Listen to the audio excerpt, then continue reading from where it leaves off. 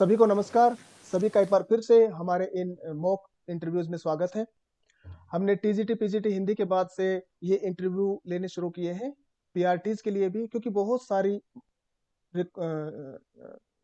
देश से क्वारीज आ रही थी कि सर पीआरटीज के लिए भी करिए या अदर सब्जेक्ट के लिए भी करिए। तो आज हम पीआरटीज के लिए इंटरव्यू लेकर यहाँ आप सबके सामने उपस्थित हुए हैं। सबसे पहले मैं परिचय करवा दूं।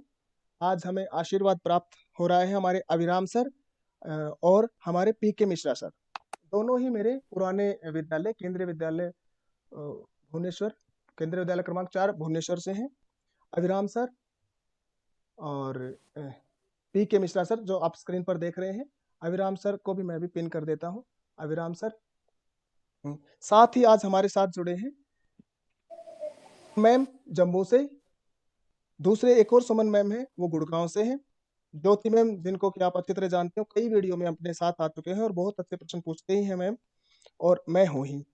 हम सभी, मैं बार बार बता चुका हूँ कि ज्यादातर टीचर्स जो होते हैं वो नवोदय विद्यालय केंद्रीय विद्यालय से होते हैं। तो नवोदय विद्यालय में तो पीआरटी जैसा कुछ है नहीं। तो यहाँ पर केंद्रीय विद्यालय के वेल क्वालिफाइड बहुत ज्यादा एक्सपीरियंस वाले शिक्षक हमारे साथ हैं। अभिराम सर हम सबको लीड कर रहे हैं, पीके मिश्रा सर हम सबको लीड कर रहे हैं। अभिराम सर हमारे एचएम सर हैं। तो सबसे पहला सवाल मेरा मैम के लिए, दीक्षा मैम के लिए, कि मैम अपने विषय में बताएं ताकि हम बातचीत को आगे बढ़ा सकें।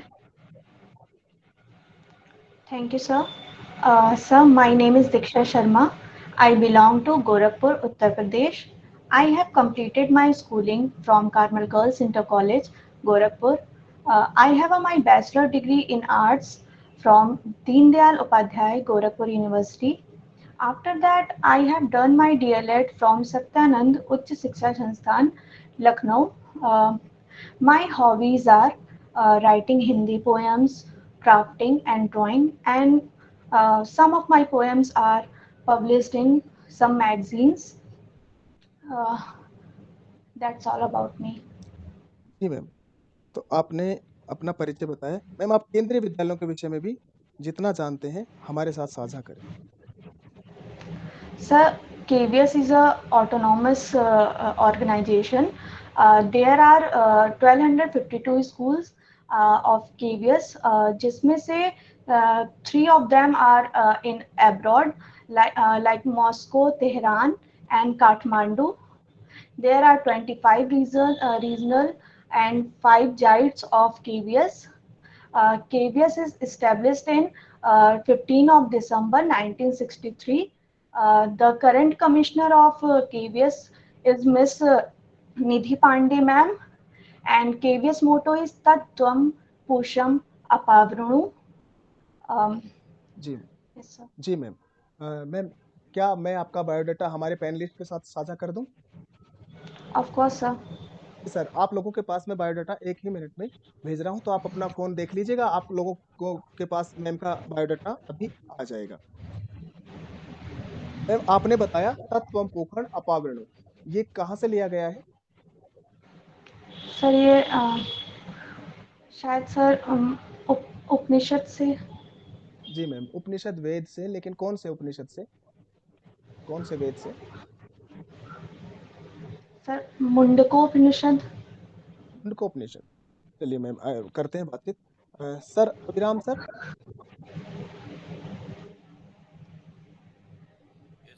जी सर। जी जी जी आपकी आवाज आ रही है सर, लेकिन थोड़ा सा कट के आ रही है।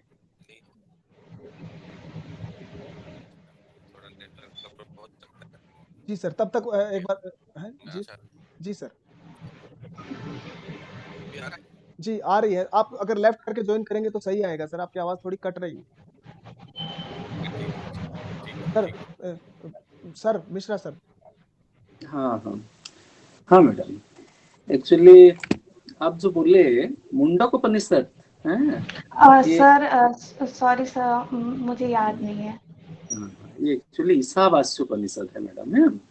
ईशावास्य उपनिषद जो सबसे पहला उपनिषद माना गया है, द फर्स्ट उपनिषद है। हिरण्मयेन पात्रेण सत्यस्यापहितं मुखम तत्वं पुषन् अपावृणु सत्य धर्माय दृष्टये। ठीक है, उसी उपनिषद से ये लिया गया है। Okay sir. मैडम, आप एक्चुअली केवी में ही क्यों मतलब चूज कर रहे हैं कि टीचर बनना है? सर क्योंकि केवीएस एक रेपुटेटेड और वेल प्लान्ड ऑर्गेनाइजेशन है। केवीएस में डिफरेंट टाइप के कल्चर्स हैं, क्योंकि केवीएस एक सेंट्रल स्कूल है। इसके स्कूल्स ऑल ओवर इंडिया है, और इसमें ये तो नहीं है कि हमें एक ही स्टेट में रहने को मौका मिलेगा। इसमें हम डिफरेंट स्टेट्स में जा सकते हैं, वहाँ पे डिफरेंट कल्चर के डिफरेंट टाइप्स के चिल्ड्रन होंगे, डिफरेंट तरीके की चीजें होंगी, तो हम उससे काफी कुछ सीख सकते हैं। ओके ओके, तो आप उसके लिए तैयार भी है? कहीं भी मान लीजिए आपको पोस्टिंग मिल जाता है, you are mentally ready to join? Of course sir, I am ready. वही एटीट्यूड सबसे बहुत इंपॉर्टेंट होता है मैडम। है एटीट्यूड होना है कि मैं पॉजिटिवली है जो आपको मिलता है, कहीं भी प्लेस ऑफ पोस्टिंग हो या कोई भी पद मिले या कोई भी रेस्पॉन्सिबिलिटी मिले, उसको तो करना पड़ेगा। ठीक है मैडम। अच्छा, मैं मैथ से रिलेटेड एक चीज आपको पूछना चाहूंगा, ठीक है मैडम? Okay sir. मैथ से रिलेटेड, अच्छा, how can you explain the term area of a shape to the children of class 4? Area perimeter का कॉन्सेप्ट क्लास 4 से हमारा स्टार्ट हो जाता है।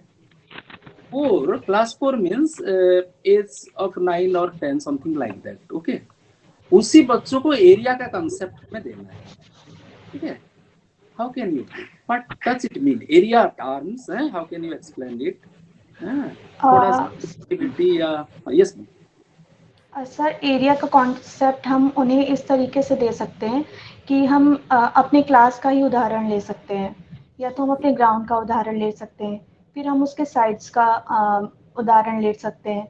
उसको शॉर्ट फॉर्म में करके हम बच्चे को समझा सकते हैं। ओके, ठीक है मैडम। आपने पूछा एक बच्चा को व्हाट इज एरिया, और बच्चा ने तुरंत बोल दिया area is length into breadth. ये आंसर कहाँ तक सही हुआ? How can you respond this answer? बच्चा ने बोल दिया कि sir area is length into breadth. ठीक है, तो बच्चों का ये जो रेस्पॉन्ड है, मतलब है उनका जो आंसर है, as a teacher, math teacher of class 4, हाँ, आप उस बच्चा को कैसे रेस्पॉन्ड करेंगे?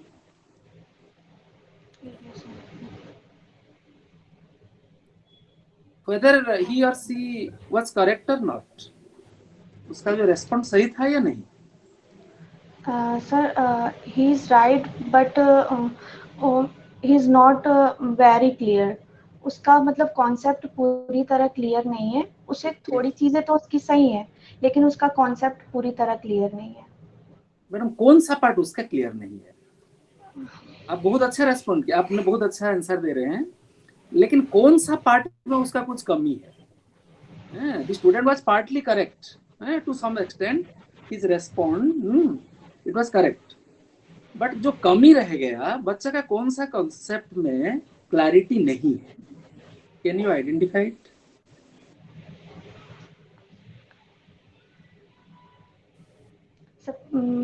परिमाप उसने नहीं बताया। परिमाप, ठीक, सॉरी सर। हाँ हाँ, नहीं ठीक है। एक्चुअली देखिए मैडम, इस तरह का हमें सिचुएशन फेस करना पड़ेगा। एज ए टीचर बच्चों का वेराइटीज ऑफ रेस्पॉन्ड होता है। पहले तो पॉजिटिवली लेना है कि बच्चा पार्टली करेक्ट है, लेकिन एरिया का मेन चीज जो है, जैसे कि सरफेस कवर्ड, सरफेस पार्ट, ठीक है, कोई भी एक शेप कितना सरफेस कवर कर रहा है, ये टर्म को उसने नहीं समझा है। ठीक है मैडम, मैथ्स रिलेटेड और एक चीज, मान लीजिए बच्चा को बोला गया कि कैन यू राइट 3025, राइट, 3025। बच्चा ने लिखा 325। ठीक है,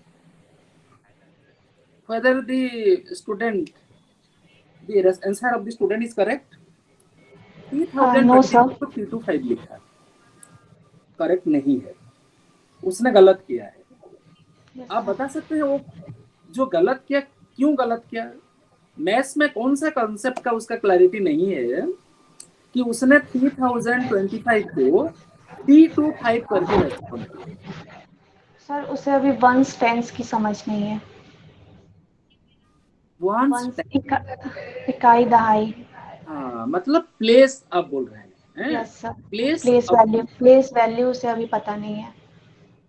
नहीं है, लेकिन प्लेस से हटकर एक टर्म है मैडम, प्लेस होने से सफिशिएंट नहीं है। Writing numbers part only place को जान लेना सफिशिएंट नहीं होता है। और कुछ और थोड़ा उसको स्पेसिफाई कर पाएंगे? 3 to 5 प्लेस देखिए, कुछ कुछ प्लेस को लेके नंबर सिस्टम में नो डाउट प्लेस इज उसका बेस है, वहां से स्टार्ट होता है, लेकिन कुछ प्लेसेस को एक पर्टिकुलर कैटेगरी में रखा गया है, उसके बारे में जानते हैं?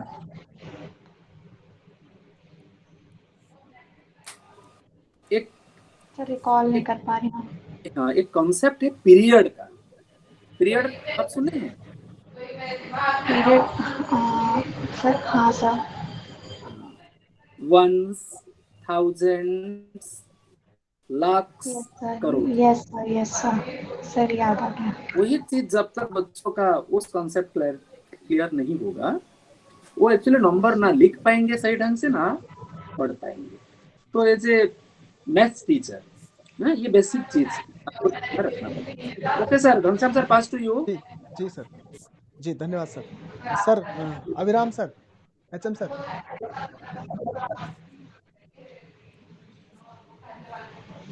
आवाज आ रहा है ठीक से सर? सर इस बार सही आ रही है सर। Okay thank you. जी सर। दीक्षा मैम, नमस्ते sir. you have completed B.Ed ना? Sir, I have completed DLED, Diploma in Elementary Education. Okay.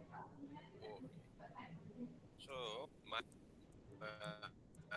is about how you will, आवाज थोड़ा म्यूट कर दीजिए, मैं जब बोल रहा हूँ, इसके बाद जब आप बोलेंगे तब अनम्यूट कीजिए। जी हाँ, सर, मैंने कर दिया, Yes, sir. मैंने कर दिया। अभी ठीक जी है? सर, जी सर, जी जी सर। जैसे आप क्लास 1 के बच्चे, अभी हमारे जो सिस्टम में क्लास 1 में भी बच्चे कुछ कुछ ऐसे आ रहे हैं जिनको आप अल्फाबेट भी सिखाना पड़ेगा, ठीक है? ए बी सी, ये बच्चे क्योंकि फर्स्ट जनरेशन आरटी जानते हैं आप, आरटी में कुछ बच्चे ऐसे आते हैं जो first time they are going to learn in school system.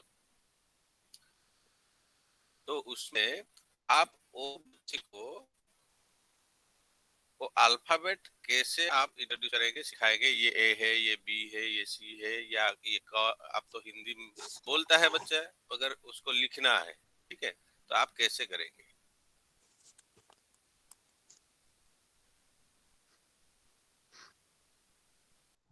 Diksha ma'am ma'am का ऑन कर दीजिए आपका सर। माइक ऑन करिए मैम।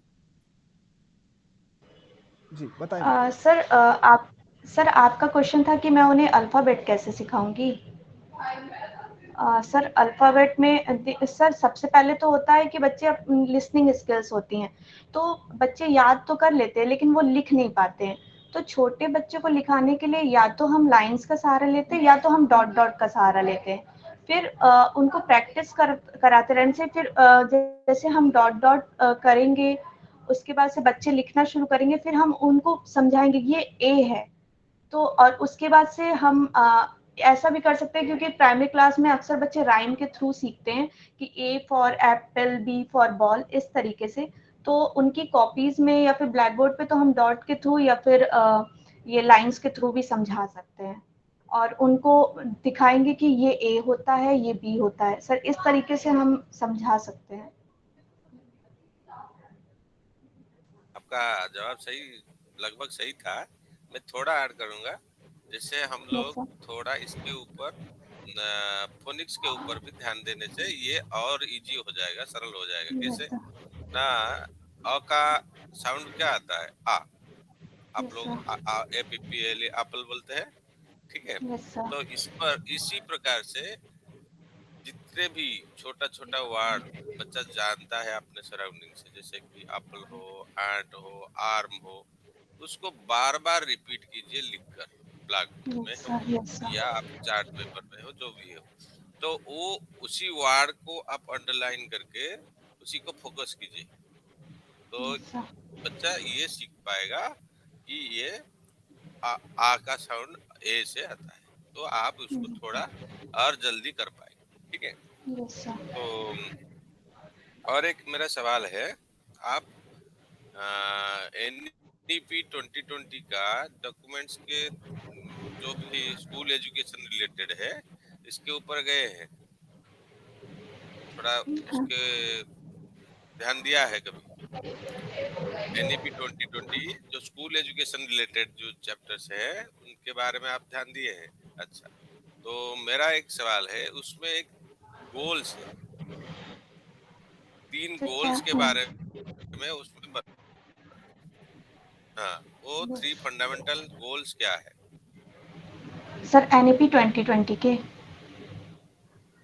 NEP 2020 हाँ, का पहला गोल है कि हमें सार्वभौमिक शिक्षा पूरे देश में उपलब्ध करानी है, बच्चों को किताबी ज्ञानों से दूर रखना है, और बच्चों में सिर्फ रटने की प्रवृत्ति नहीं होनी चाहिए, बच्चों में करके सीखने की प्रवृत्ति होनी चाहिए। अच्छा, let me say ये this is the idea, the basic characteristics on which the NEP 2020 what you are telling, but there are 3 specific fundamental goals, foundational goals।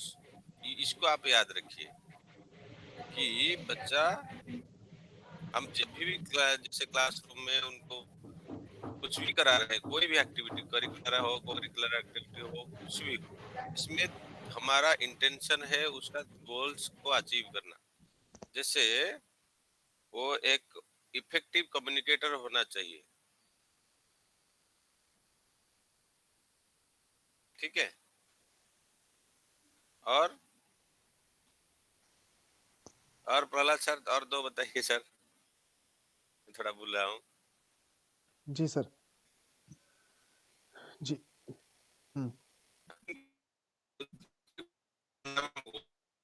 Ji sir, sir अभी किसी जो आपका हमारा नेटवर्क। NEP जी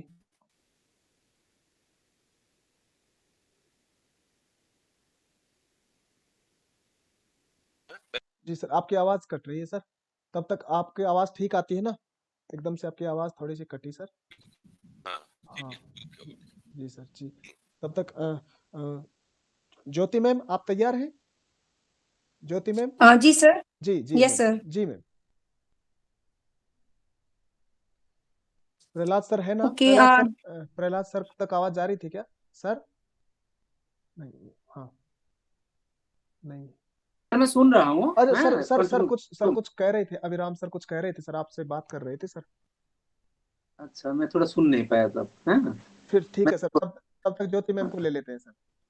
okay okay. Okay. Ghanshyam sir, एक तो जो अभी sir ने बात की थी, अभिराम सर ने जी जी NEP गोल के लिए, तो उसका एक गोल प्राइमरी क्लासेस के लिए यह भी है कि कक्षा 5वीं तक के जो बच्चे हैं उनकी जो एजुकेशन है वो उनकी मदर टंग, मतलब जो मातृभाषा भाषा है उसमें होनी चाहिए। जी जी जी ठीक है, उनको प्राथमिकता देनी चाहिए। जी जी और दूसरा है कि जो बच्चे जो सब्जेक्ट बच्चों को पढ़ाया जाएगा उसमें हम करके सीखना जो एक टर्म होती है उसका यूज करते हैं, प्रयोगों के माध्यम से हम उनको सिखाएं चीजों को, है ना। जैसे मैथ्स है या EVS है, उसको हम एक्सपेरिमेंट के थ्रू बच्चों को करके सीख के तब उनके कंसेप्ट को क्लियर करें, ये भी एक गोल उसमें है। जी तो ये जी 2 गोल हैं। और दीक्षा मैम, जो अभी मैं आपसे क्वेश्चन पूछूंगी वो शिक्षा मनोविज्ञान के क्वेश्चन है। तो सबसे पहला जो क्वेश्चन मेरा होगा, कॉग्निटिव डेवलपमेंट थ्योरी, संज्ञानात्मक विकास का सिद्धांत किसके द्वारा प्रतिपादित किया गया था, किसने दिया था? मैं आपका माइक म्यूट कर दिया करता हूँ क्योंकि आपका वहां से, तो आप माइक ऑन करके बोलिए मैम, दीक्षा मैम। क्योंकि एकदम हाँ जी जी मैम सर आवाज आ रही है? मैम आपकी आवाज आवाज आ ठीक रही है? जी आ रही है। जी जी मैम। मैम संज्ञानात्मक विकास का सिद्धांत जीन पियाजे ने दिया था, जो स्विट्जरलैंड के निवासी थे। Okay, the next question is what is the stages of Jean पियाजे? जीन पियाजे ने 4 स्टेजेस दी थी: sensory motor, pre operational, concrete and formal ये stage. Okay sensory motor birth to 2, pre operational 2 to 7, जी concrete 7 to 11 and formal 11 to above. Okay good. The next question is what is the holistic development of a child in a teaching? बच्चे के The सर्वांगीण विकास के बारे में। The holistic development is the whole development of the child, like cognitive or physical and psychomotor. Holistic development means कि उसका हर क्षेत्र में उसका विकास किया जाए, कॉग्निटिव में भी, साइकोमोटर में भी और अफेक्टिव, तीनों डोमेन में उसका होलिस्टिक डेवलपमेंट ही टीचिंग क्षेत्र में होलिस्टिक डेवलपमेंट कहलाता है। ओके, तो एक बार मुझे इन क्षेत्रों के जो नाम है आप क्लियरली बता पाएंगे? First is cognitive, second is affective, and third is psychomotor. Okay, next question है रेनफोर्समेंट, पुनर्बलन शब्द से आप क्या समझते हैं? Reinforcement की किसी काम को करने के बाद उसका फीडबैक मिलना, मतलब कि पुनर्बलन का मीन्स ये होता है कि किसी काम को कर रहे हैं और उसका अच्छा रिस्पॉन्स मिल रहा है, किसी को एक तरीके से ये एक तरीके का मोटिवेशन ही होता है, तो उसको पुनर्बलन कहते हैं। ठीक है, और जो पुनर्बलन जो संज्ञा है, जो नाम है, बच्चे के सीखने में ये किस प्रकार से हेल्प करता है? अगर आपको एक क्लासरूम सिचुएशन दी जाए कि क्लासरूम में आप किस तरीके से बच्चों के सीखने को इसका यूज कर सकते हो, बच्चा अच्छे ढंग से सीख पाए? पुनर्बलन ये सकारात्मक पुनर्बलन भी होता है और नेगेटिव रिइंफोर्समेंट्स भी होते हैं, और उसमें एक शाब्दिक जो सकारात्मक होता है उसमें 2 टाइप के होते हैं, शाब्दिक भी होते हैं और अशाब्दिक। शाब्दिक में ये होता है कि बच्चे ने अगर कोई अच्छा काम किया है तो हम उसे बहुत अच्छे बेटा, वेरी गुड, आपने बहुत अच्छा किया, शाबाश, ये सब बोल के हम उसको और मोटिवेट कर सकते हैं। और अशाब्दिक में होता है कि हम जैसे बच्चे ने कोई अच्छा काम किया ना, तो उस पे क्लैप कर दो, या ऐसे, मतलब लाइक थम जो होता है, इस टाइप का जो होता है, यस, इस टाइप का भी कर फ्रॉम सकते या हैं। स्टार भी दे सकते हैं। गुड। यस यस मैम, उन्हें ओके स्टार दे सकते हैं। मतलब इसमें ये होता है कि जितने बच्चे ने जितने अच्छे काम किए उतने स्टार्स दिए जाएं, जी उनके नाम भी लिखे जा सकते हैं बोर्ड्स पे कि दीज आर अच्छे, मतलब गुड चिल्ड्रंस, इस टाइप का मैम। ओके। अच्छा, अगर आपकी क्लास में, अगर बहुत से होता है कि बहुत से पेरेंट्स कहते हैं कि बच्चों को छोटी क्लासेस में मोस्टली ये होता है कि पेरेंट्स की कंप्लेंट होती है कि हमारे बच्चों को आगे बैठाइए, आगे वाले जो डेस्क है उन पर हमारे बच्चों को बैठाइए। तो आप इससे जो ये जो सिचुएशन है इससे कैसे डील करेंगी? क्योंकि हर बच्चा आगे ही बैठना चाहता है। तो अगर आपके पास ऐसी कंप्लेंट पीटीएम में या फिर अलग से पेरेंट्स के थ्रू आती है, तो आप इसको सिचुएशन को कैसे डील करेंगे? मैम ऐसा, मतलब ऐसा पॉसिबल नहीं है कि कुछ ही बच्चों को सिर्फ आगे बैठाया जाए, क्योंकि सारे बच्चों को आगे बैठने का मन होता है। तो मैं क्लास में सिटिंग अरेंजमेंट कराऊंगी, मतलब रोटेशन करवाऊंगी कि आज ये लोग बैठे, फिर अगले दिन और बच्चे बैठेंगे, मतलब रोटेशन जो होता है उस तरीके से कराऊंगी, तो उससे हर बच्चे को आगे बैठने का मौका मिलेगा और पेरेंट्स को कोई शिकायत भी नहीं होगी। जी good. Yes, ma'am. Next question is what is difference between growth and development? वृद्धि एंड Growth विकास। growth is measurable and development is measurable and नहीं, not measurable. Growth is especially about physical changes, and development is about physical and cognitive both. तो वृद्धि में ये होता है कि वृद्धि में हम उसका मापन कर सकते हैं, वो शारीरिक परिवर्तन को ही ज़्यादातर दिखाती है, लेकिन विकास में हम विकास जो होता है वो जीवन भर चलने वाली प्रक्रिया है, लेकिन वृद्धि एक समय के बाद रुक जाती है, लेकिन विकास जीवन भर चलता है। और विकास में वृद्धि भी इंक्लूड हो शामिल है। जाती है। ठीक है, ओके। घनश्याम सर। जी मैम, धन्यवाद मैम। जैसा कि ओके। हमने रीत चला रखी है और हमने पहले आज शुरुआत में बताना मैं भूल गया कि जिनका हम साक्षात्कार लेते हैं ना, उन्हीं को हम अगले साक्षात्कार में अवसर देते हैं। तो हमारे साथ पिछला साक्षात्कार दिया था श्रुति मैम ने और अपूर्वा मैम ने। अगर मैम आप लोग 2-2 सवाल पूछना चाहते हैं, 2 से ज़्यादा सवाल नहीं पूछने आपको, तो 2-2 सवाल अगर आप पूछना चाहते हैं तो आप मैसेज बॉक्स में मैसेज डाल दीजिए। मैं सुमन मैम के बाद, दोनों सुमन मैम के बाद आपके पास आऊँगा। मैसेज बॉक्स में मैसेज डाल दीजिए कि हाँ या नहीं। अगर आप तैयार हैं सवालों के साथ तो हाँ डाल दीजिए। सुमन मैम, जम्मू से। सुमन मैम।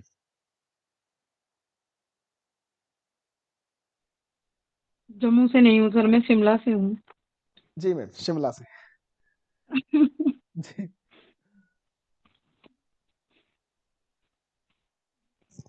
ओके मैम, आपने बताया है अपने बायोडाटा में कि आपको जो है हैंडक्राफ्ट, आप आपकी हॉबीज बताई आपने, हैंडक्राफ्ट वर्क, है ना? तो यस आप मैम। इसको अपनी टीचिंग में कैसे प्रयोग करेंगी? मैम, मैं अपनी टीचिंग में हैंडक्राफ्ट को इस तरीके से प्रयोग करूँगी कि बच्चे जैसे पेंसिल को जब शार्प करते हैं, तो शार्प करने के बाद उसका जो मटेरियल बचता है उसको फेंक देते हैं, अक्सर बच्चे फेंक ही देते हैं। तो मैं उन मटेरियल से उनको फ्लावर बनाना सिखा सकती हूँ। बच्चे अक्सर अपने पेज को फाड़ के फेंकने लगते हैं, कुछ भी गड़बड़ हो जाती है फेंकने लगते हैं। मैं उसको उन पेजेस को ही कुछ क्रिएटिव तरीके से, लाइक मैं फ्लावर बना सकती हूँ उसको, या कमल बनवा सकती हूँ। इस तरीके से मैं अपनी क्राफ्टिंग को अपने टीचिंग में, अपने क्लास में यूज़ कर सकती हूँ। जी मैम।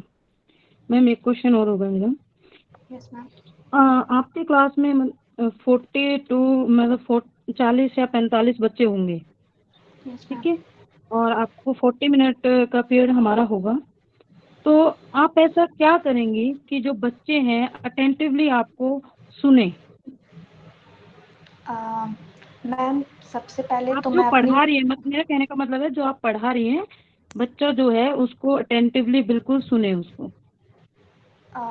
मैम, लाइक अगर मैं पोएम्स पढ़ा रही हूँ या स्टोरीज सुना रही हूँ, अगर मेरे हिंदी का पीरियड है तो मैं पोएम्स सुनाऊंगी। अगर तो मैं बोरिंग बोरिंग तरीके से नहीं, मैं अपने गेस्चर्स का इस्तेमाल करूंगी। मैं एक्टिविटी बेस्ड से पोएम को रेसिटेट करूंगी, या अगर स्टोरी भी है तो भी मैं एक्टिविटी बेस्ड से, और कोई भी सब्जेक्ट है तो मैं उसको एक्टिविटी बेस्ड से ही पढ़ाऊंगी। लाइक मैं एक प्ले के थ्रू पढ़ाऊंगी।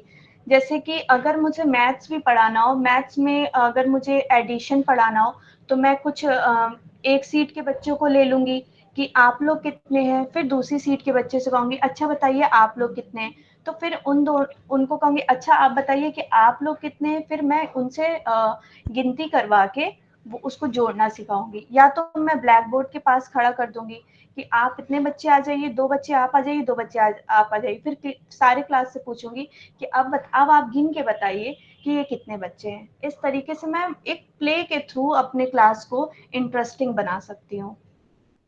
जी मैम, ओके जी मैम। सर। जी, ओके। जी, सुमन मैम, गुरुग्राम से। सुमन मैम, धन्यवाद मैम। दीक्षा ने, यस मैम। आप ये बताइए, मान लो कक्षा तीसरी में एक दो बच्चे हैं जो ढंग से रीडिंग नहीं कर पा रहे हैं, हिंदी रीडिंग, और बच्चे कर लेते हैं, बट एक दो बच्चे हैं जो नहीं कर पा रहे हैं अच्छे से रीडिंग, हिंदी रीडिंग, तो आप उनकी कैसे हेल्प करेंगे? कैसे आप उनको रीड अच्छे से करना सिखाएंगे? क्योंकि एफएलएन में आपको पता ही है रीडिंग पर बहुत ज्यादा जोर दिया जा रहा है, yes reading ma'am. Basic yes है, मैम। तो आप कैसे? मैं मैं पहले ये जांचूंगी कि बच्चे को रीडिंग में प्रॉब्लम क्यों आ रही है। कहीं उसका ये अक्षर ज्ञान तो ही कमजोर नहीं है। अगर उसका अक्षर ज्ञान कमजोर होगा तो मैं अलग से, मतलब ऐसा भी नहीं हो सकता कि मैं अलग से क्लास के बाद उन बच्चों को रोकूं, लेकिन मैं क्लास में ही पॉसिबल ये करूंगी कि मैं उन्हें उन अक्षरों का ज्ञान करा सकूं। मतलब मैं उन्हें कुछ एक्स्ट्रा दूंगी, और अगर बच्चे नहीं पढ़ पा रहे हैं तो मैं सबसे पहले उन्हें सिंपल वर्ड्स दूंगी, जैसे कि बिना मात्राओं वाले, जैसे क हो गया, म हो गया, ल, तो कमल। इस तरीके से मैं धीरे धीरे उनका अभ्यास कराऊंगी जिससे वो पढ़ना सीख जाए। फिर मैं मात्राओं वाले शब्दों पे आऊंगी। इस तरह मैं धीरे धीरे सिखाने का मतलब पूरा कोशिश करूंगी। बहुत बढ़िया। मतलब आप उनको शुरुआत से शुरू करेंगे, बेसिक वर्णमाला मैम से, फिर मात्रा अक्षर यस जोड़ना। मैम।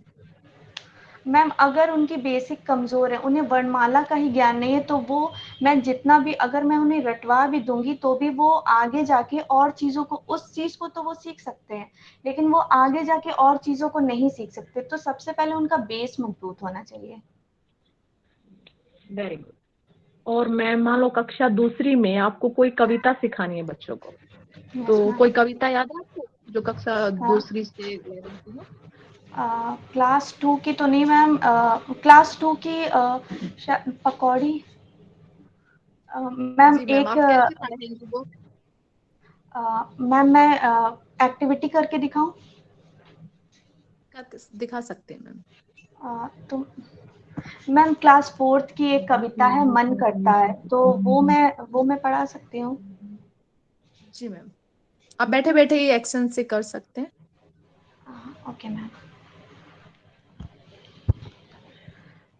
तो मैम मैं शुरू कर रही हूँ। सुप्रभात बच्चों, कैसे हैं आप सब?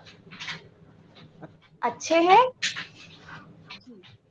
अच्छा बेटा, आज जब मैं स्कूल आ रही थी ना, तो मैंने रास्ते में बहुत ऊंचे ऊंचे पहाड़ देखे। आपने पहाड़ देखे हैं? हाँ, बहुत ऊंचे ऊंचे होते हैं ना। Very good. तो मेरा मन किया कि मैं उन पहाड़ों पे चली जाऊं, मैं घूमने चली जाऊं, लेकिन मुझे तो आपके पास आना था, तो मैंने कहा कि मैं तो किसी और दिन चली जाऊंगी। अच्छा बच्चों, आपका भी तो कुछ कुछ मन करता होगा ना कुछ करने का। तो बच्चों आप बताइए, आपका क्या क्या मन करता है? यस, आप बताइए। इसी तरह मैं कुछ बच्चों से पूछूंगी, बच्चे रिस्पॉन्स करेंगे। तो ठीक है, आज बच्चों मैं आपकी ही तरह एक छोटे से बच्चे की कविता सुनाने जा रही हूँ, जिसका मन न जाने क्या क्या करता है। कभी मन करता है वो सूरज बन जाए, कभी मन करता है वो चंदा बन जाए, कभी वो तितली बनना चाहता है, और कभी वो कोयल बनना चाहता है। तो अब मैं आपको एक कविता सुनाऊंगी। अब आप मेरे साथ साथ साथ में गाएंगे, ठीक है? अब मैं कविता शुरू करूंगी।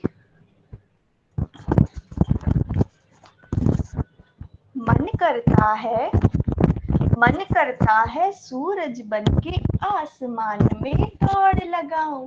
मन करता है चंदा बनके सब तारों पे रौब जमाऊं। मन करता है, बच्चे का क्या मन करता है? सूरज बनने का, है ना? मन करता है सूरज बनके आसमान में दौड़ लगाऊं। मन करता है चंदा बन सब तारों पे रौब जमाऊं। मन करता है बाबा बनके। आपके घर में सबसे बड़ा कौन है बच्चों? तो बच्चे रिस्पॉन्स करेंगे, दादाजी या पापा। आपको पता है बाबा किसे कहते हैं?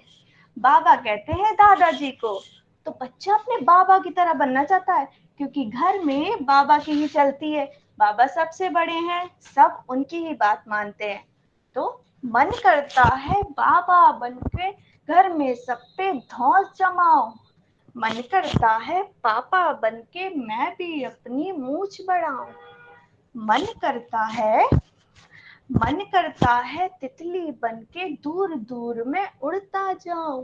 मन करता है कोयल बनके सुंदर सुंदर राग सुनाऊं। मन करता है चिड़िया बनके। बच्चे का क्या मन करता है? चिड़िया बनने का। क्यों? क्योंकि चिड़िया करके चू चू ची ची। मन करता है चिड़िया बन ची ची चू चू शोर मचाऊं। मन करता है चरखी बन के पीली लाल पतंग उड़ाऊं। Thank you ma'am. बहुत बढ़िया मैम, वेरी गुड। जी। Thank you sir. थैंक जी यू मैम। जी मैम। श्रुति मैम, आप भी पूछना चाहेंगे? Shruti ma'am. Yes sir, yes sir. Diksha ma'am, आप कोई भी 2 टीचिंग मेथड बता दीजिए जो आप कक्षा 2 में हिंदी पढ़ाने में प्रयोग लाएंगी। एक तो 2 मेथड, एक तो मैं ये लर्निंग बाय प्लेइंग, क्योंकि आजकल लर्निंग बाय डूइंग तो चल ही रहा है, लेकिन लर्निंग बाय प्लेइंग भी चल रहा है।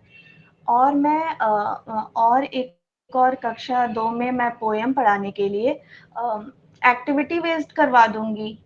कि अगर मुझे नाटक नहीं, पोएम पढ़ाना है ना, तो पोएम पढ़ाना है तो मैं कुछ बच्चों को मैं जैसे रोल प्ले करवा दूँगी मैं बच्चों को।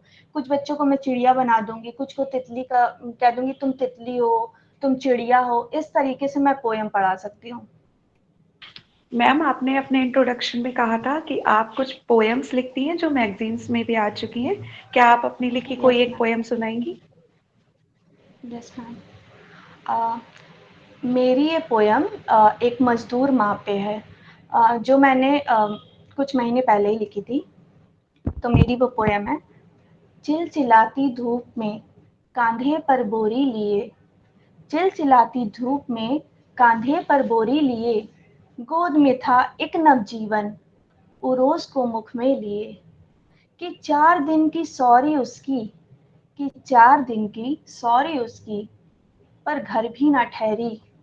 बच्चे भूखे थे उसके, थी हालत जैसे भुखमरी।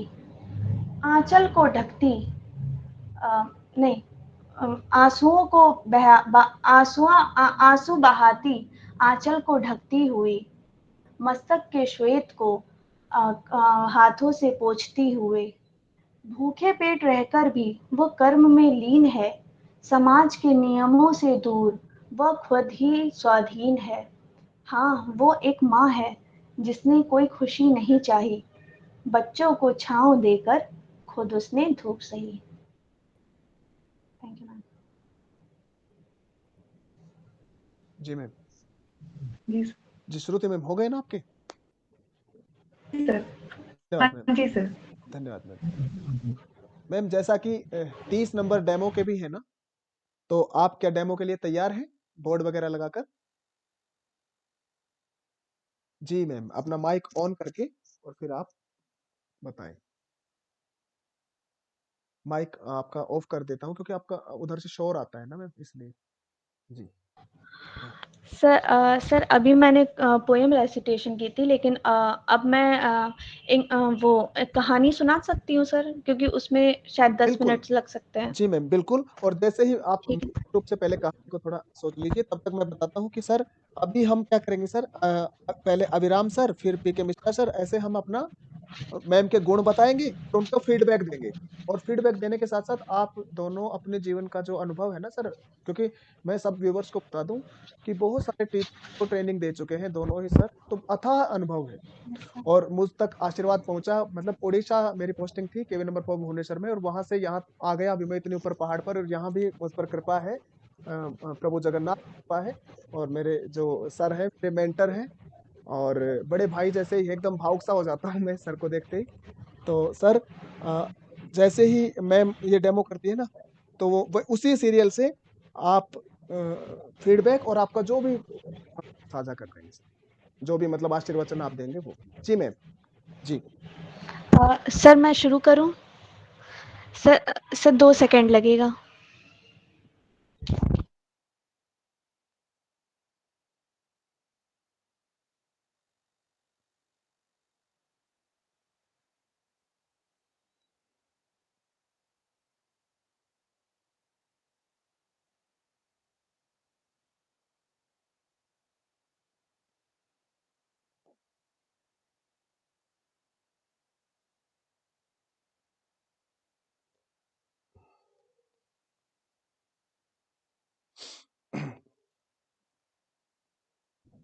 जी मैम।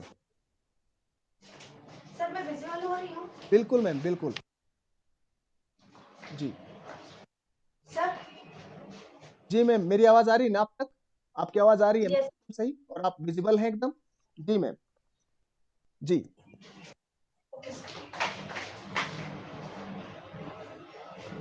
सुप्रभात बच्चों, कैसे हैं आप? अच्छे होंगे। जी मैम, हम अच्छे हैं मैम। जी मैम। मैम भी बहुत अच्छी हैं। अच्छा बच्चों, आप अपने आसपास कौन कौन से जानवर देखते हो? आपने देखे हैं? जी मैम। अच्छा, डॉग। और आसपास अपने पक्षी देखे हैं आपने अपने आसपास? जी मैम। आप लोग रिस्पॉन्स सर। मैम जी मैम, जी मैम, देखिए।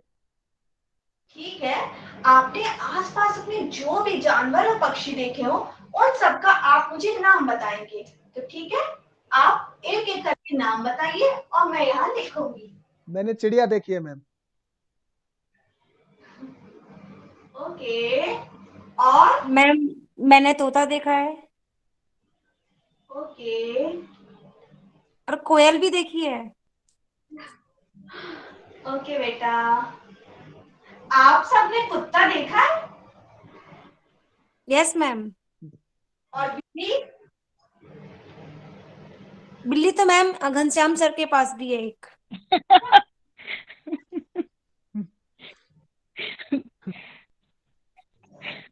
वो आई थी अभी, आके गई इधर।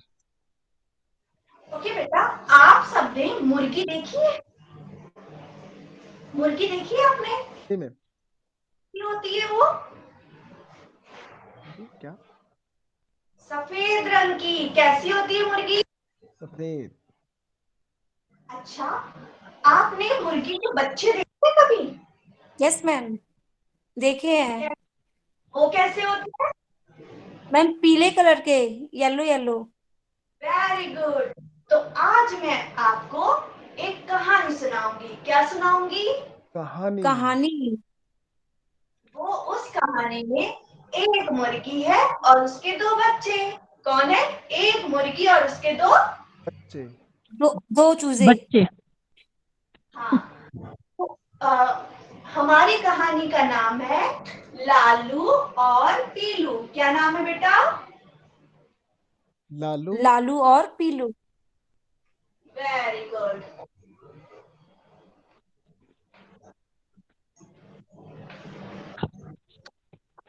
तो एक मुर्गी थी, के दो बच्चे थे। क्या थी? एक मुर्गी थी, उसके दो बच्चे थे। एक बच्चे का नाम था लालू और एक का नाम था पीलू। क्या नाम था? एक का नाम लालू। लालू लालू और दूसरे का नाम? पीलू। आपका नाम आपके मम्मी पापा ने रखा है, वैसे मुर्गी ने अपने बच्चों का नाम रखा। एक का नाम लालू था, एक का नाम पीलू था।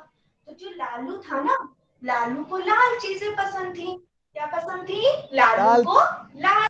लाल चीज। और पीलू को पीली चीजें पसंद थी। क्या पसंद थी? पीलू को पीली चीज। पीली चीजें। तो आप अपने आसपास देख के बताइए कि आपको लाल चीजें क्या क्या दिख रही हैं? आपको कुछ दिखाई दे रहा है? लाल टमाटर। हाँ, वेरी गुड। तो अब मैं कहानी आगे बढ़ाती हूँ। जो लालू था ना, वो लाल चीजें ही खाता था, पीलू पीली चीजें खाता था। तो एक दिन लालू कहीं जा रहा था, ऐसे मटक मटक के कहीं जा रहा था।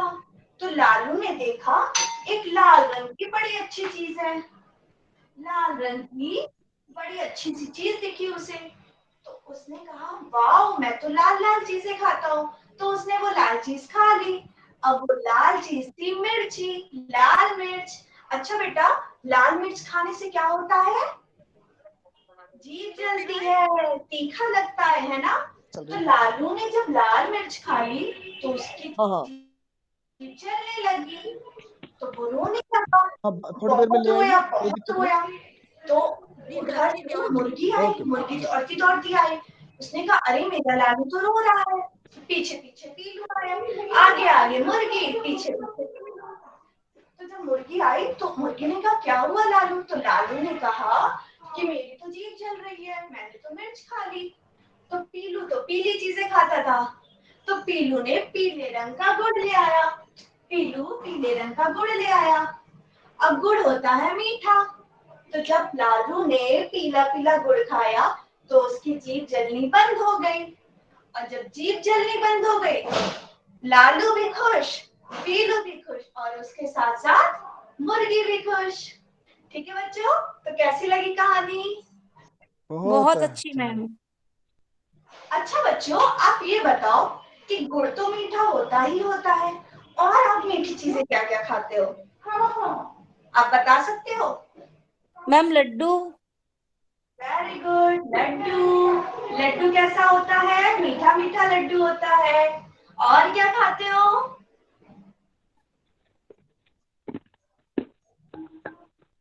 बर्फी। मैम जलेबी। जलेबी। क्रीम। इस तरीके से बहुत सारी मीठी चीजें होती हैं।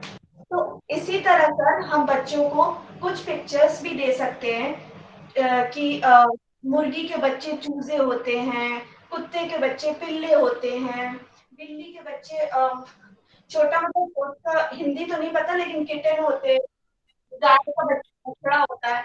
और बच्चों को कुछ पिक्चर्स ड्रॉ करके उसमें कलर भी भरवा सकते हैं। ये सब एक्टिविटी हम करा सकते हैं। Thank you sir. जी बहुत बढ़िया मैम, बैठिए आइए। जी जी सर, अभी हम डेमो आपका बहुत अच्छा हुआ, और अब आपका मॉक इंटरव्यू भी अच्छा चला गया। अभी बस फीडबैक हो रहा है कि कैसा लगा। जी जी, आप तब तक बैठिए आराम से। सर पीके मिश्रा सर, आपसे ही शुरू करते हैं sir. Yes yes sir, yes. जी सर। सबसे पहले तो अभी तक का जो इंटरेक्शन पार्ट था, इंटरव्यू था, दीक्षा मैडम का बहुत ही बढ़िया हुआ। और मैं जस्ट देख भी रहा था उनका जो बायोडाटा आप शेयर किए हैं, कि अच्छा स्कोर भी मैडम ने किए हैं रिटर्न में। सर सर सर एक सेकंड सर, वो स्कोर नहीं बताना होता सर, मैम हाँ ने। हाँ हाँ हाँ हाँ, जी, ठीक ओके। ठीक जी ठीक धन्यवाद है। सर, जी धन्यवाद। तो कहने का मतलब मेरा था जी सर।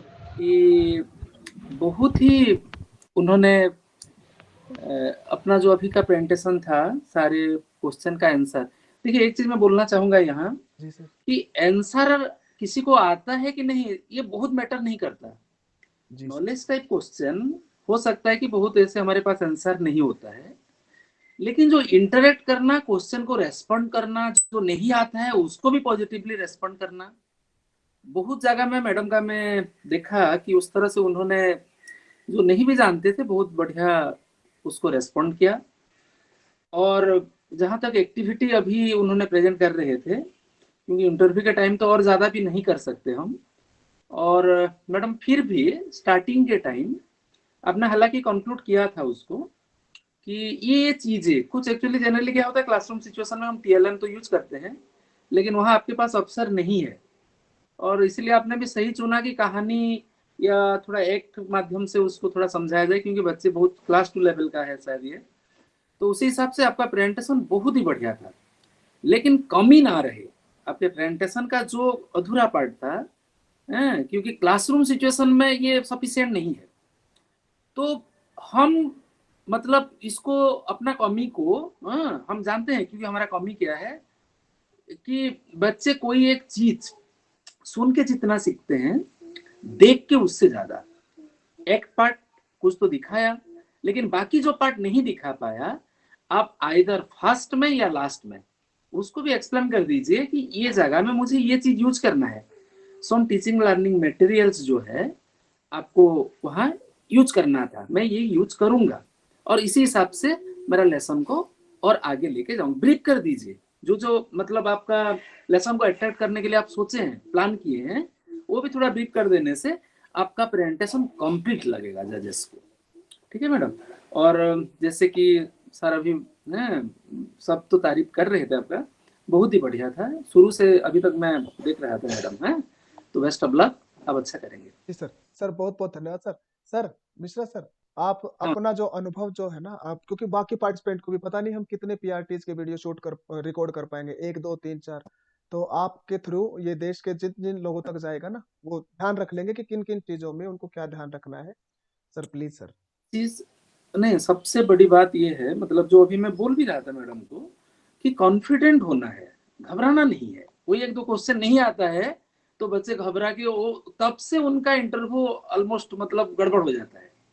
लेकिन मान लीजिए कंटिन्यूअसली 2, 3, 4 क्वेश्चंस का आंसर आपको पता भी नहीं है, तो उसमें घबराना नहीं है, उसको पॉजिटिवली लेना है। थोड़ा साइडलाइन करके उससे रिलेटेड अगर कुछ कंक्रीट आंसर नहीं है आपके पास, लेकिन कुछ अगर आपके अनुभव से उसको थोड़ा आप इंटरप्रेट कर सकते हैं, कुछ उसमें जोड़ सकते हैं, थोड़ा मॉडिफाई करके भी बोल सकते हैं। क्योंकि देखिए इंटरेक्शन पार्ट बहुत इंपॉर्टेंट होता है। जजेस ये नहीं देखते कि आपका मतलब नॉलेज क्या है, जो आप कॉग्निटिव पार्ट बोल रहे थे मैडम, वही होता है कि जस्ट मेमोराइजेशन पार्ट, वो बहुत मैटर नहीं करता बच्चों को पढ़ाने के लिए।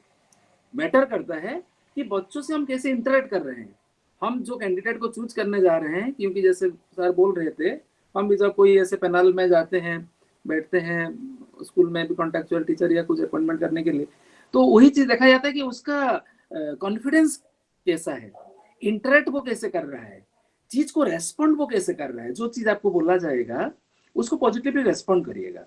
नहीं आता है सर कॉन्क्रीट आंसर तो मुझे पता नहीं, लेकिन हो सकता है कि ये इस तरह से उसका कुछ हल हो, तो उस तरह से हम कॉन्फिडेंटली जो भी बोलना है कॉन्फिडेंटली बोलना है।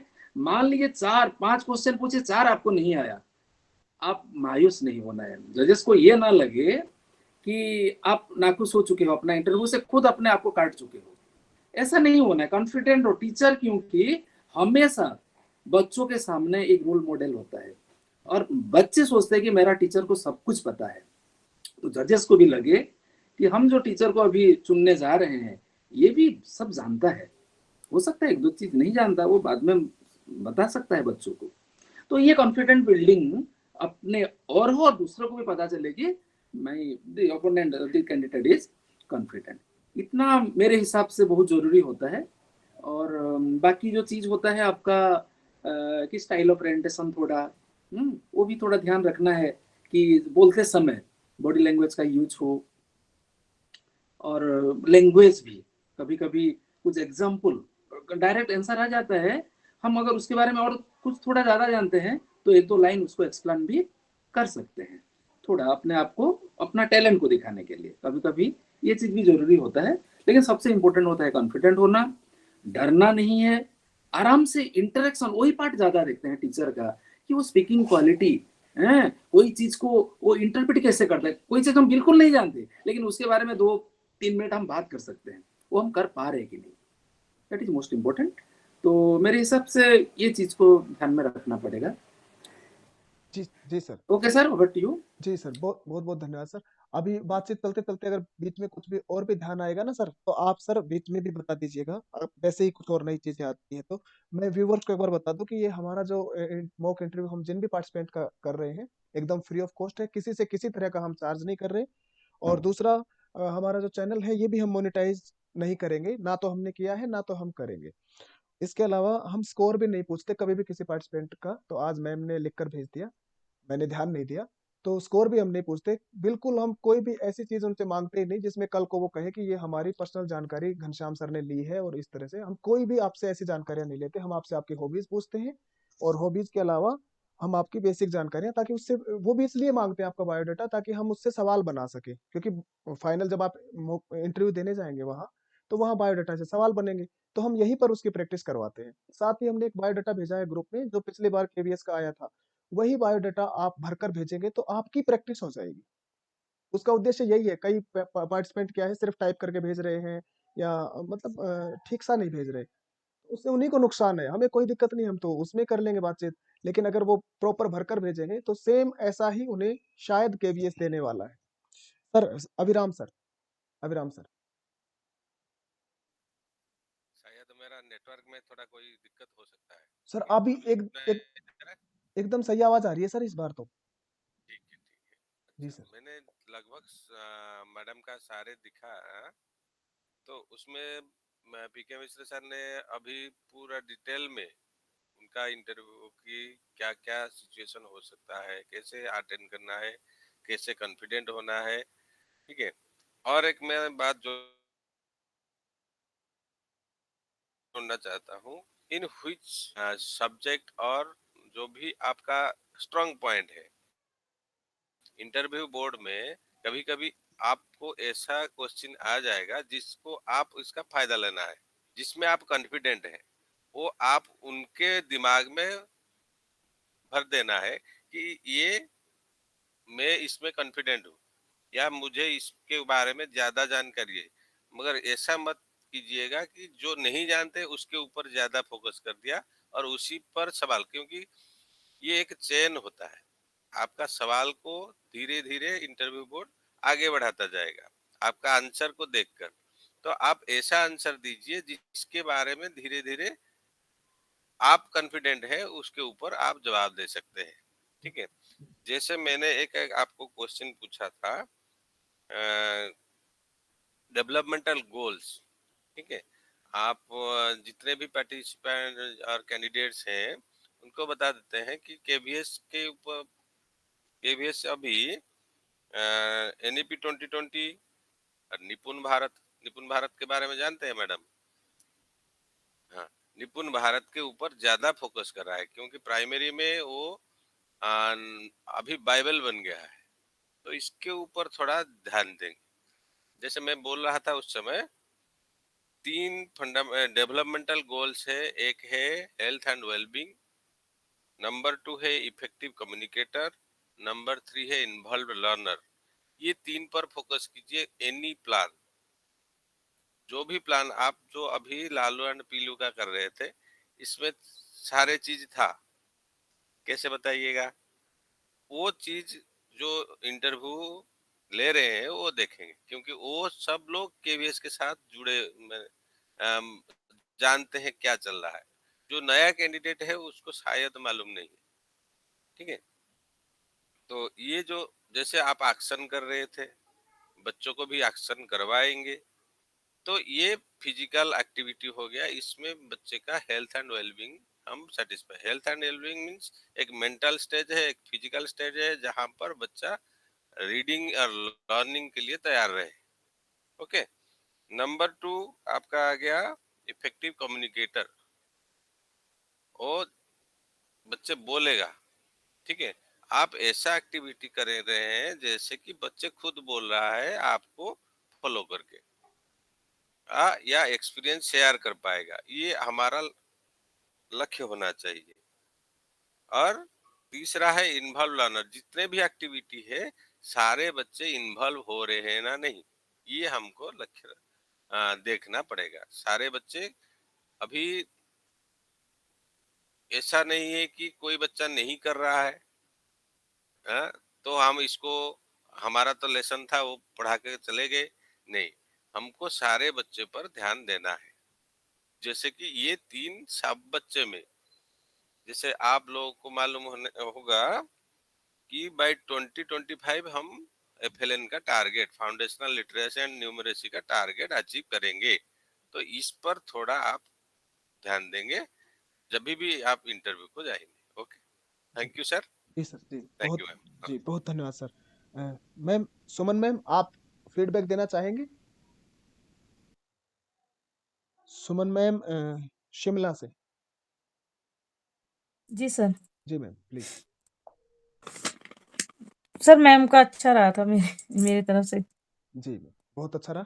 ठीक है मैम। बहुत बहुत बढ़िया दिया था मैम। ज्योति मैम,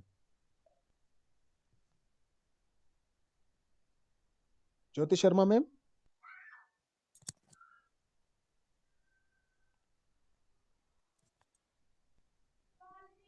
हेलो। हाँ जी मैम। हाँ वो जी सर। जो गुड़गांव से मैम थे, उनको थोड़ा काम था तो उनसे रिक्वेस्ट करके ही 15-20 मिनट का समय लिया था, तो वो चले गए हैं, इसलिए आप मैम। ओके, दीक्षा मैम, सबसे पहले जो आपका जो पूरा इंटरव्यू रहा था, आप पूरे इंटरव्यू में बिल्कुल कॉन्फिडेंट थी, मतलब अच्छे तरीके से पूरे आत्मविश्वास के साथ आपने सभी क्वेश्चंस को हैंडल किया था।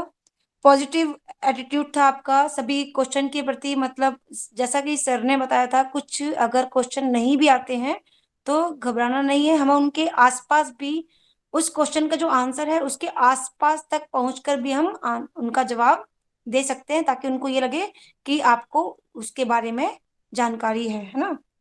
और तीसरा था जो भी अभी आपने कविता गायन किया था, मन करता है, बहुत ही अच्छी कविता थी और बहुत अच्छे तरीके से आपने उसे डिसाइड किया था। और बच्चों को भी क्लास में इस तरीके से गाकर ही हम सिखाते हैं बच्चों को, ताकि बच्चे उसको एंजॉय करें।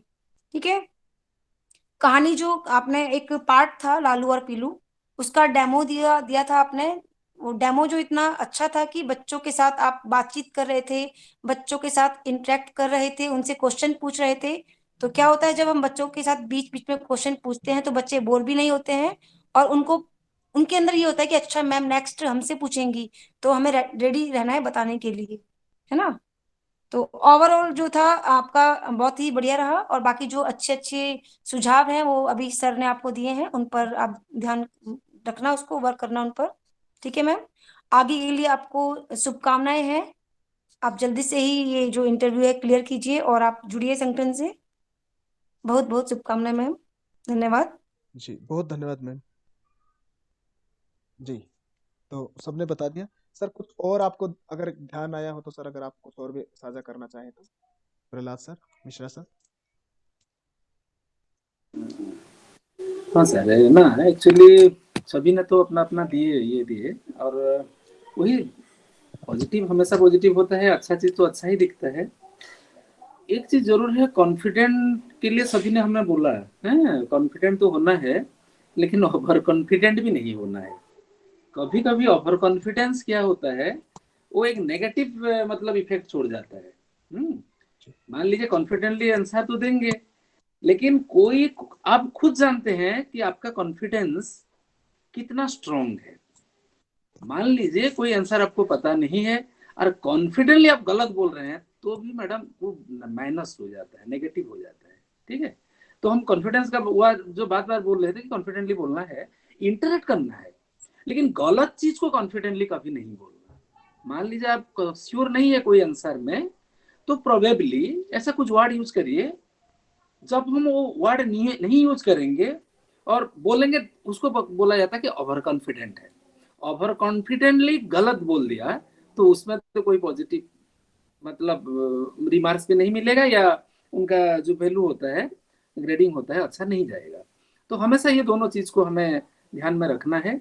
कॉन्फिडेंट तो होना ही है, लेकिन ओवर कॉन्फिडेंस भी नहीं, ओवर कॉन्फिडेंट नहीं होना है। और बाकी जो चीज आया एक्चुअली कि इंटरव्यू का अलग अलग पार्ट्स होते हैं हर सब्जेक्ट एरिया में।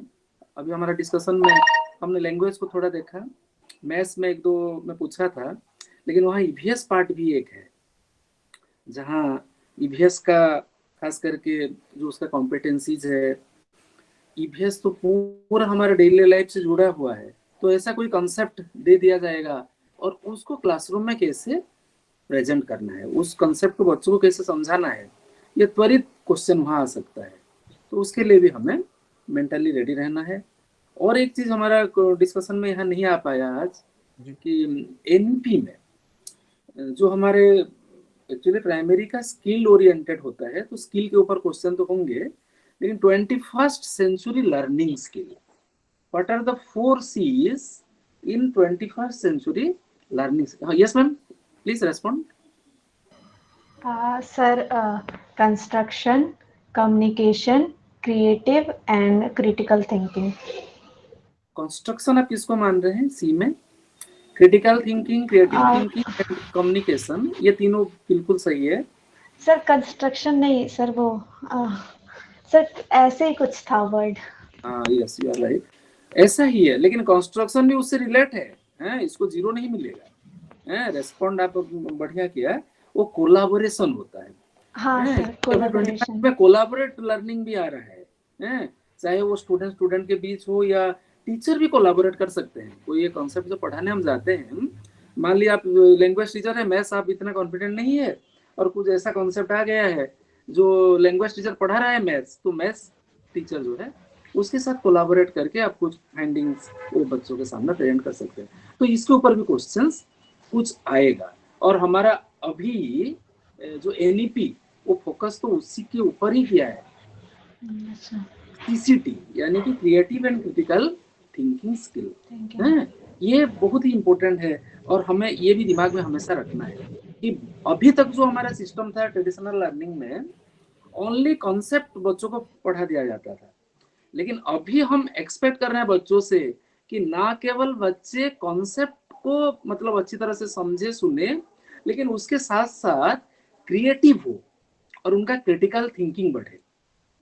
एनईपी उसी के ऊपर फोकस किया है, और इसीलिए तो अभी जो प्रोपोज्ड एनसीएफ है जो बन रहा है करिकुलम फ्रेमवर्क में, हमारा जो सिलेबस कम हो जाएगा, लेकिन ये क्रिटिकल थिंकिंग, क्रिएटिव थिंकिंग के लिए वहाँ अवसर रहेगा, और ये टीचर्स का रोल होगा कि वो कैसे, how to inculcate mainly the critical and creative thinking within the children. तो ये चीज को भी आप बीच बीच में अपना आंसर में भी सम्मिलित करिए कि एज ए टीचर मैं इसके ऊपर भी ध्यान रखूंगा कि ना केवल बच्चे कॉन्सेप्ट को समझे, लेकिन वो अपना रेस्पॉन्ड कुछ क्रिएटिव तरीके से दे, बुक से हटकर, और कुछ नया इनोवेशन कुछ रहे उनका। ये सारी चीज भी हम करेंगे तो ये हायर ऑर्डर हमारा एक मतलब इंटरव्यू का रेस्पॉन्ड हो जाएगा। मैडम बहुत ही बढ़िया था, मैं पहले से आपका तारीफ कर चुका हूँ, एंड अब बहुत ही अच्छा करेंगे। Okay thank you sir, thank you sir. Shruti ma'am आप भी कुछ बताना चाहेंगे, कुछ आपको जो लगा एक आध लाइनों में?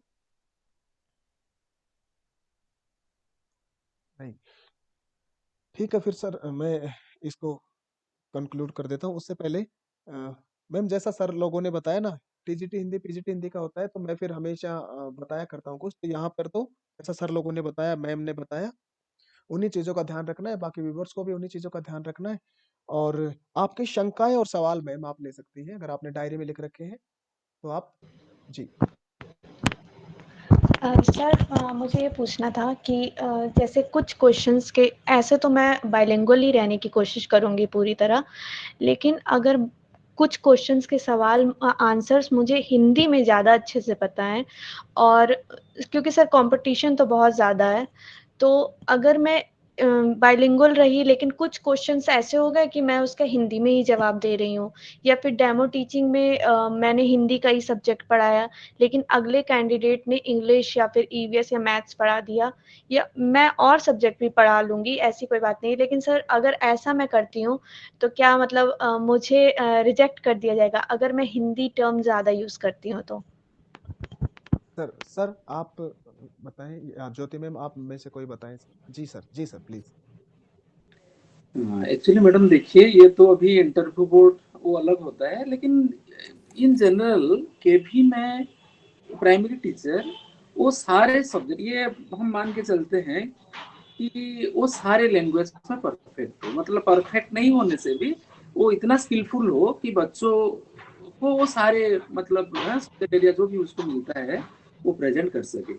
यहाँ नॉन ओरिया भी मतलब नॉन हिंदी बेल्ट से जो आते हैं उनको भी हिंदी पढ़ाने के लिए बोला जाता है, और वो उनको पढ़ाना भी पड़ेगा। जैसे आप बोल रहे अभी कि हिंदी में कॉन्फिडेंट, हिंदी में आप आंसर बोल सकते हैं, लेकिन उस समय मान लीजिए कोई इंग्लिश लैंग्वेज स्किल जो टेस्ट कर रहे हैं, जजेस बैठे हैं, तो इंग्लिश इंटरेक्शन पार्ट को थोड़ा लाने के लिए कोशिश करेंगे। तो ट्राई करना चाहिए हमें कि उसको इंग्लिश में उनके साथ कम से कम इंटरेक्ट करें। भले ही आंसर का ज्यादा से ज्यादा पार्ट आप हिंदी में कॉन्फिडेंटली दे पा रहे हैं, लेकिन इन बिटवीन अगर आपको लगा कि मुझे इंग्लिश स्किल भी इसमें टेस्ट किया जा रहा है, तो रेस्पॉन्ड को पार्टली आप इंग्लिश में करने के लिए भी कोशिश करिएगा, ताकि वो पॉजिटिव हो। भले ही आपका आंसर ज्यादा से ज्यादा हिंदी में हो जाए, इन बिटवीन इंटरप्ट होता है, इंटरवेंशन होता है, तो उसी समय कुछ हमें पार्टली इंग्लिश में उसको रेस्पॉन्ड करना चाहिए मेरे हिसाब से।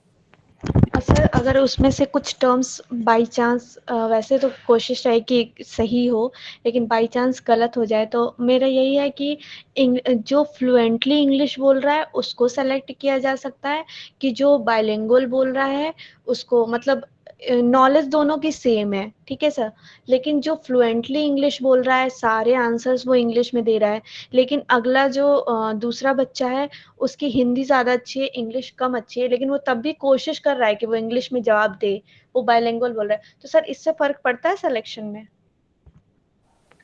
देखिए मैडम, ये तो एक्चुअली क्वेश्चन का आंसर एक्चुअली हमारे पास शायद नहीं है, लेकिन इन जनरल अगर एक जस्ट है अगर हम बोले तो मैटर कुछ परसेंट कर सकता है, नहीं कर सकता ऐसा नहीं, लेकिन मेरे हिसाब से दोनों को बराबर तो सुযোগ मिलना चाहिए। और अभी केपीएस में खास करके बाइलिंगुअल है, तो इसमें लैंग्वेज के लिए माइनस डिडक्ट शायद इतना नहीं होता होगा, क्योंकि जजेस को भी जरूर पता हो है कि जो भी टीचर आएंगे वो बाइलिंगुअल है।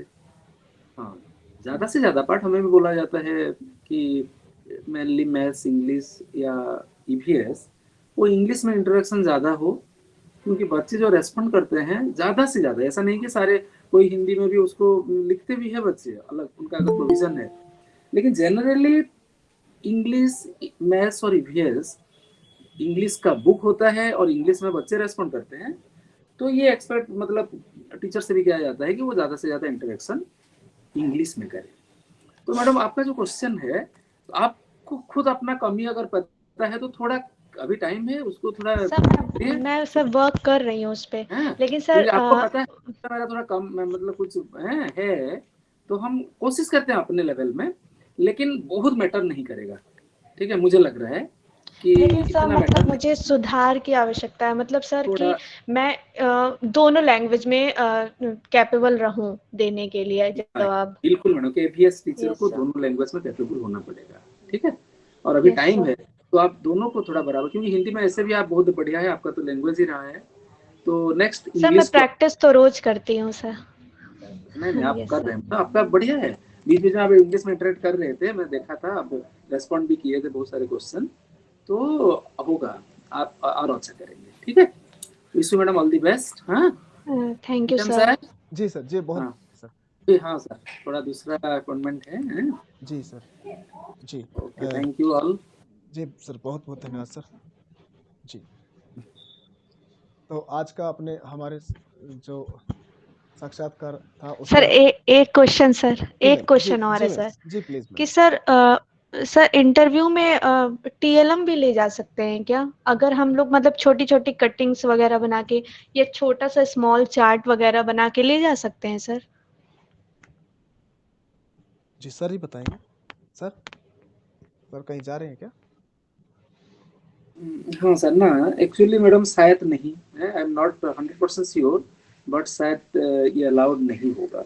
अभी तक जितना भी हमने देखा, हम खुद फेस किए या अभी भी क्लास में जो हम करा रहे हैं, इतना अवसर भी कहाँ रहता है कि वो अपना टीएलएम वहाँ, इसलिए आपको बोला था कि इंटरेक्ट जब कर रहे हैं आप, जो आप तो ऐसे जो प्रेजेंटेशन कर रहे थे कहानी के माध्यम से, फास्ट या लास्ट में ऐड कर देने से बेटर रहेगा कि इसमें मैं ये चीजें यूज कर सकता हूँ इसको और बेटर करने के लिए, तो मेरे हिसाब से ठीक है, शायद अलाउ नहीं करते होंगे madam, but I am not sure. ये क्वेश्चन आप इसलिए अपना हिसाब से तैयार रहिए कि विदाउट यूज ऑफ टीएलएम मैं किस तरह से वो डेमो को ठीक से दे सकता हूँ, ठीक है madam, thank you. Thank you sir. जी मैम, और कोई सवाल थे? नो सर, अब कोई सवाल नहीं है। धन्यवाद मैम, बहुत बहुत धन्यवाद सर। आज हमारे साथ जुड़े थे अभिराम सर, जो केंद्रीय विद्यालय क्रमांक 4 भुवनेश्वर में एचएम है। हमारे साथ जुड़े थे पीके मिश्रा सर, जो कि भुवनेश्वर ही केंद्रीय विद्यालय क्रमांक 4 में मेरे मेंटर रहे हैं, और इसके अलावा अभी भी मेंटर हैं, उम्र भर रहेंगे, बड़े भाई हैं। और साथ ही साथ सर ने बहुत वहाँ गाइड करने के अलावा सर ने बहुत सारे जो कोर्सेज हैं उनमें रिसोर्स पर्सन की भूमिका निभाई है। और सर बहुत बहुत धन्यवाद सर आप दोनों को यहाँ आने के लिए, और इतने सारे पार्टिसिपेंट तक जिन जिन तक ये वीडियो जाएगा उनको गाइड करने के लिए, उन सब की दुआएं भगवान करे आपको लगे। और साथ ही हमारे सुमन मैम, दोनों सुमन मैम आए थे, सुमन मैम को अर्जेंट काम हो गया तो चले गए, अभिराम सर भी अभी जा चुके हैं, अर्जेंट काम था सर को। और दूसरे सुमन मैम है शिमला से, मैम आपको बहुत बहुत धन्यवाद। और ज्योति मैम हमारे साथ बहुत सारे सेशन में शामिल हो चुके हैं, और बहुत सारे पार्टिसिपेंट को डायरेक्ट इनडायरेक्ट गाइड कर रहे हैं। ज्योति मैम आपको बहुत बहुत धन्यवाद। साथ ही श्रुति मैम, क्योंकि पहले हमने बता रखा है कि जब वो किसी एक इंटरव्यू में कोई एक मॉक इंटरव्यू देते हैं, तो अगले इंटरव्यू में हम उनको एज ए पैनलिस्ट लेते हैं और वो 2-3 सवाल पूछते हैं। तो जो श्रुति मैम फिर से जुड़े हैं, श्रुति मैम को बहुत सारा धन्यवाद। आप सभी को बहुत बहुत धन्यवाद। और एक वो श्लोक आया था ना, तत्वम पूखण अपावृणम, तो उसका मैंने मेरे YouTube चैनल पे भी मैंने डाल रखा है कि वो यजुर्वेद के 40वां अध्याय, जैसे ईशावास्योपनिषद कहा जाता है, उसका 15वां श्लोक है। ये कई बार बार डाला गया था, मैंने सोचा आपने पढ़ लिया होगा। आप जाके YouTube पर देखेंगे, डिस्क्रिप्शन में मैंने बहुत सारी जगह ये डाल रखा है, ग्रुप्स में कई बार भेजा है, ये शुरुआत में भेज दिया था, इससे प्रश्न बनते हैं, तो इसको सभी पार्टिसिपेंट याद कर ले। सभी को बहुत धन्यवाद।